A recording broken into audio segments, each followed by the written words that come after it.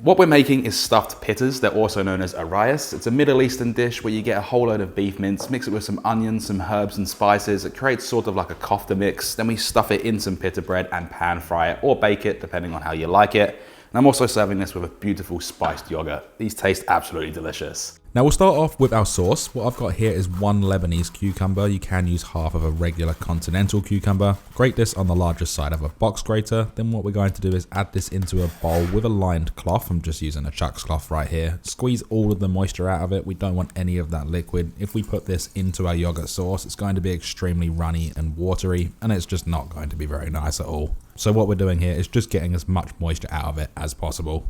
When that's done, place the cucumber into a bowl. Make sure you get it out of all of the little nooks and crannies in that Chuck's cloth. Some can get trapped. We don't want to waste it. And to this, add in 1 cup or 250 grams of plain Greek yogurt or any natural Greek yogurt, 1 teaspoon or 3 grams of smoked paprika, half a teaspoon or 1.5 grams of ground cumin, 1 teaspoon or 3 grams of ground turmeric, and 1/4 of a teaspoon of cayenne pepper. Doesn't register on the scale, so I can't give you a weight for that. Then season to taste with salt and ground white pepper. This is optional, but I'm adding in the zest from about 3/4 of a lemon. You can add more, you can add less. And we do also need the juice of the lemon, so slice it in half. We're only going to be using half for this recipe, save the other half for another drink or a dish. Mix everything together really well. All of the flavors will become friends. It will go a nice pale yellow color from that turmeric. And what you should have is something that looks like this. Check it for seasoning, and then we can store this in the fridge until we're ready to serve. Now for the kofta, add 500 grams or 1.1 pounds of 90% lean beef mince into a bowl. Remove both ends from 1 small brown or yellow onion and peel it. Save the scraps for a stock. If your onions are the larger side, only use half for this recipe. And what we're going to do is grate this on the larger side of a box grater. Add it all into a bowl, including all of the juice that comes out of it. It's all extra flavor. And if you're going to cry, this is definitely going to be the way the onion will make you cry. Next, grate 3 cloves of garlic along a microplane to create a paste. You can also roughly chop it, but pasted garlic is going to give the best flavor.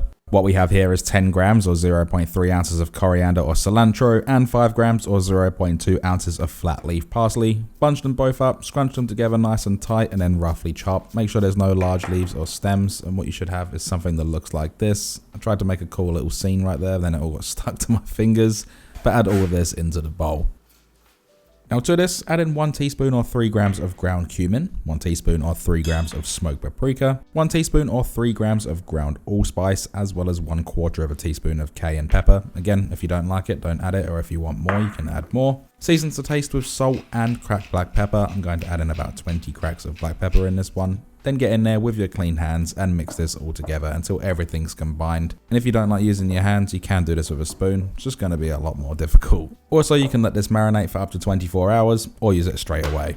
Now for the bread, what I have here is pita bread, and I do recommend getting a thicker one if you can get it. I couldn't get it anywhere, and this is all I could get. Sometimes you just have to work with what you've got. The good thing about this bread is you can open up the middle and create a little pocket, which is exactly what this is and the bread we need to use for this recipe. Do be gentle with it though, because some can tear. And like I said, if you've got a thicker bread, it will be a lot easier to do. It can also be sliced into quarters. It will make things easier. I just like to make things difficult for myself. Once you have them opened up, we can grab half of our kofta meat, and we're going to gently place this in there. Try and stuff all of the little areas, all of the little seams. Try not to tear it if you can. It's obviously going to hold it together a lot better if it's not torn. And if you can, try and be consistent with the meat thickness in there. Everything will cook at the same rate if it's nice and flat and level. If you've got large chunks, it's going to be a little bit more difficult.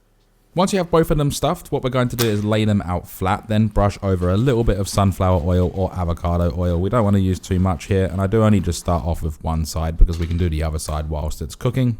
Place a pan over medium-high heat, then we can add our stuffed pita in with the oil side down. We're going to cook this for about 2 to 3 minutes, and whilst it's cooking, we can oil up that other side. Once it is golden brown and crunchy, flip this over and repeat that same process. Obviously, we don't need to add oil on this side because we already did that at the beginning. And what we're going for is a nice crunchy shell all over. That meat will be cooked in the center, so don't worry about that. And halfway through, I do like to flip it over a couple of times just to make sure it's crispy all over. But be careful, don't play with the food, because if you play with it too long, it's going to start falling apart. Once you're happy with it, remove it, place it onto a wire rack, and we can repeat with the other one.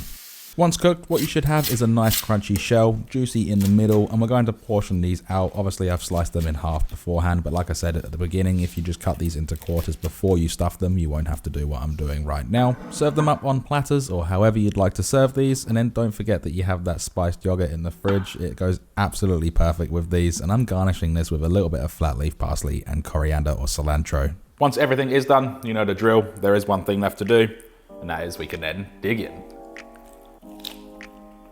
From something so simple, there is so much flavour. The pita's nice and crispy, it goes perfectly with the beef mince. What's there not to love? This is delicious.